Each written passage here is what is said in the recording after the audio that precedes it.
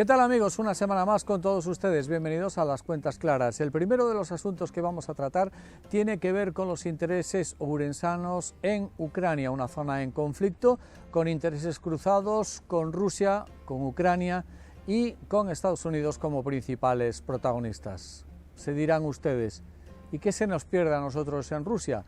Eventualmente mucho en términos económicos y empresariales. ¿Cuánto? Para eso hemos invitado hoy a nuestro analista de cabecera, a Raúl González. Raúl, ¿qué tal? Un saludo, buenas tardes. Un saludo, buenas tardes. Cuéntanos, ¿qué se nos está perdiendo a nosotros o qué nos estamos jugando a Ourense concretamente en terreno internacional y en Ucrania? Vamos a ver, siempre que hay un conflicto, siempre hay ganadores y perdedores, ¿no? Generalmente pierden un poco todas las economías en el sentido de que esa riqueza económica se pierde en el campo de la guerra, ¿no? O de la batalla. Lo que estamos viendo de una manera ya directa y concreta es la subida de ciertos precios, que estamos viviendo como ourensanos o como las empresas ourensanas. Uno de los grandes gastos y uno de los grandes precios es el gas. Y otro de los elementos que tenemos que estar viendo es algo vital para nuestra materia prima, para el sector primario, que es el cereal, es el maíz, es todo lo que alimenta nuestra cadena alimentaria, tanto pues, la producción, ¿no? Solo podemos ver los productos que consumimos en nuestro desayuno, que están hechos con esos elementos, pero además toda nuestra producción cárnica, toda nuestra producción industrial depende completamente de ese pienso que procede de ese material. Raúl, ¿cuáles son nuestros principales proveedores precisamente en esa cadena alimentaria y qué papel o qué puesto teórico podría ocupar Ucrania? Galicia, digamos que ya aprendió, en el 2014 ya tuvimos otra crisis de Ucrania, que fue Crimea, y ha diversificado un poco más.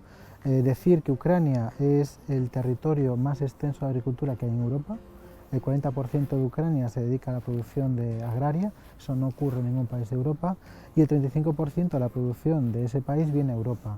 ¿Qué ocurre? Que Galicia, que somos una gran potencia en el sector agroindustrial, hemos diversificado.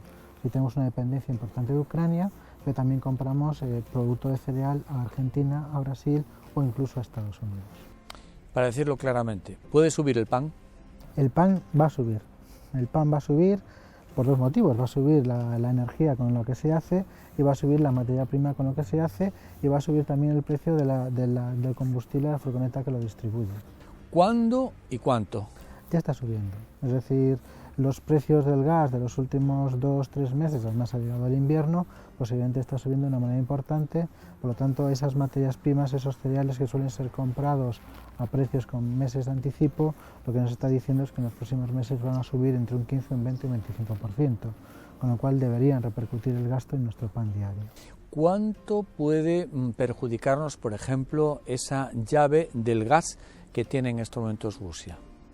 Aquí hay un efecto directo e indirecto. El directo, España solo trae un 10% más o menos del gas de Rusia, pero claro, si el gas ruso desaparece del mercado, el argelino, el catarí, el americano no lo va a vender más caro, es decir, es la ley de la oferta y la demanda. A día de hoy ya estamos comprando gas licuado a un 20, 25, 30% más caro que en el mismo invierno del año pasado. Entonces el precio ya está ahí, ya está elevado. En una eventualidad de que el conflicto internacional siga quemando etapas desfavorables y acabe desencadenándose en un conflicto armado, sí, armado, ¿para qué vamos a andar con sucedáneos? ¿En qué escenario, en términos de repercusiones económicas, nos moveríamos? Vamos a ver, esto es muy rápido, es decir, el granero del trigo está ahora mismo el ejército ruso a 50 kilómetros, es decir, podría ser destruido en cualquier momento.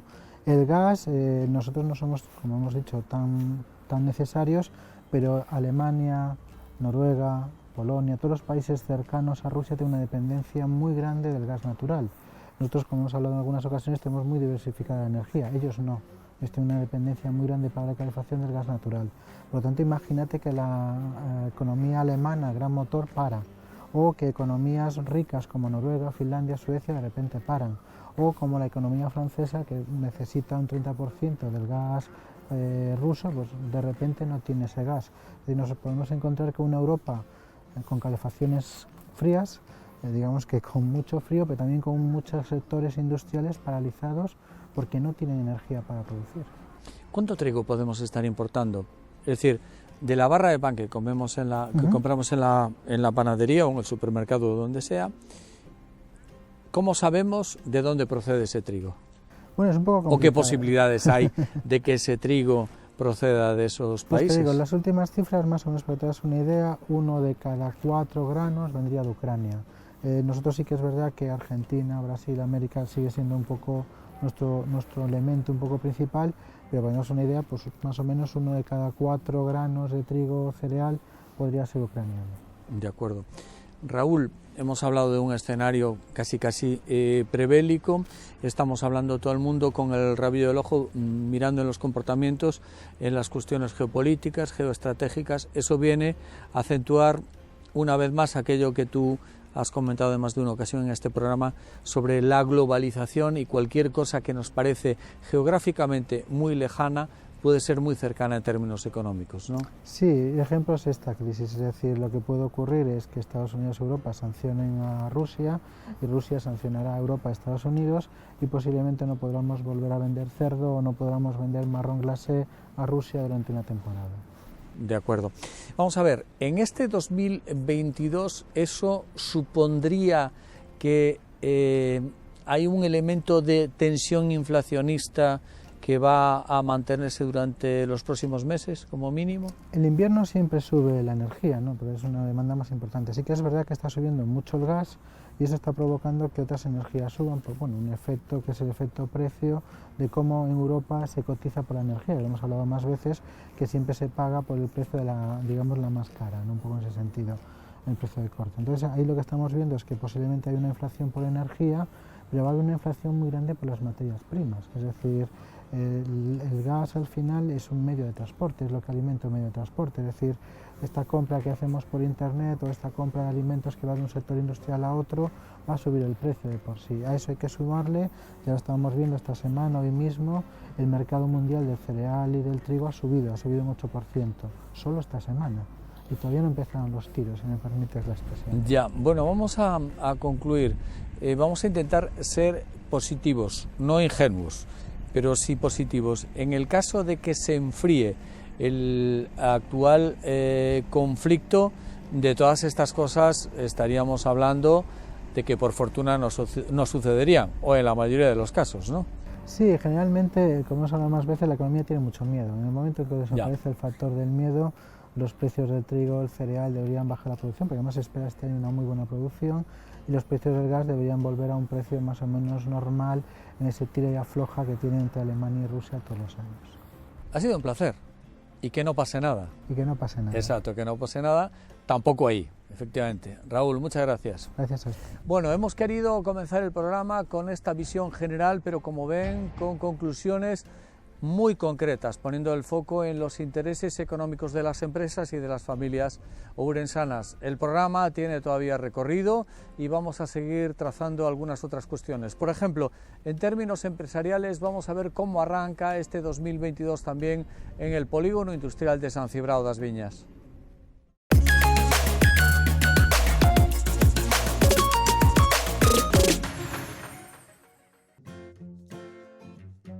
Muchos son los retos que tiene por delante este año la Asociación de Empresarios de San Cibrao.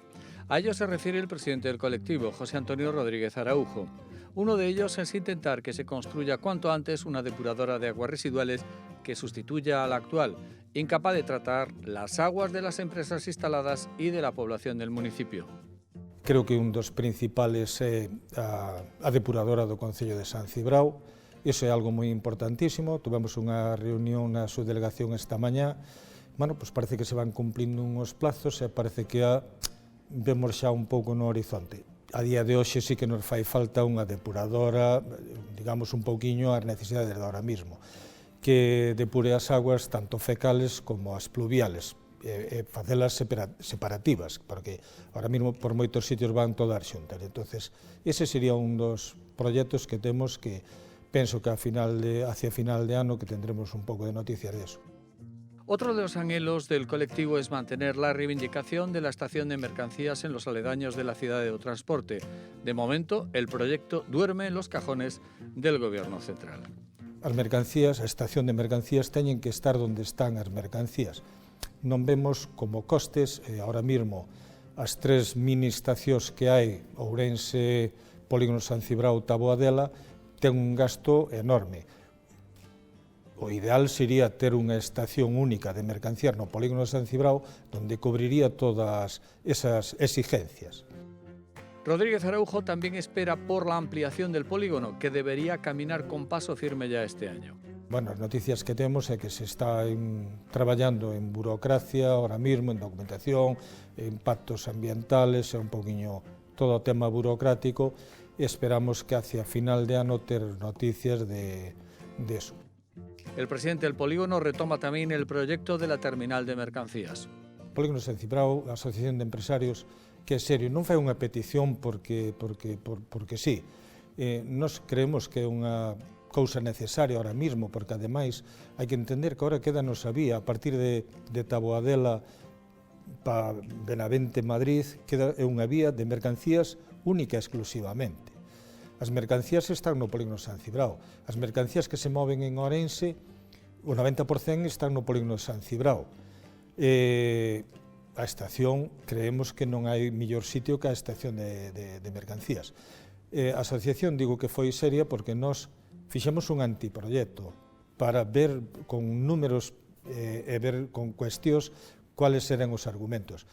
Foi apoiada un pouco en Galicia, todos os grupos parlamentarios, Concello de Ourense, Diputación, Concello no Senado en Madrid tamén. O que pasa que, bueno, pues estarán dándolle algunha volta de como encaixalo, me imagino un pouco. El año comienza con un montón de incógnitas, pero también de esperanzas en la ansiada recuperación económica, aunque con algunas dudas incluso sobre el éxito que podría tener la reforma laboral impulsada por el Gobierno. Bueno, eu creo que as empresas ahora mismo, de feito un pouquiño nesta pandemia, puxéronse tamén un pouco as pilas, no sentido que están tratando o tema de digitalización, que é moi importante hacia o futuro.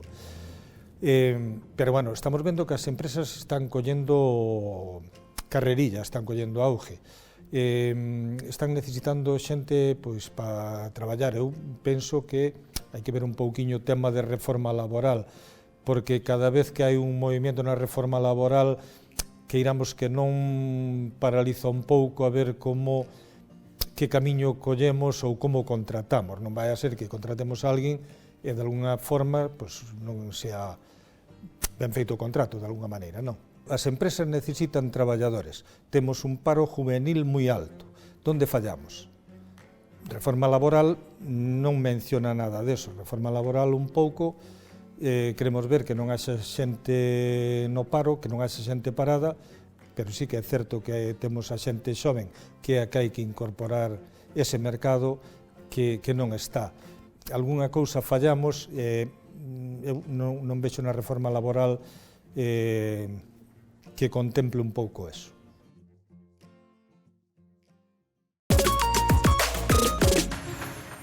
Procede ahora un pequeño alto para la publicidad. En unos instantes nos vemos de nuevo.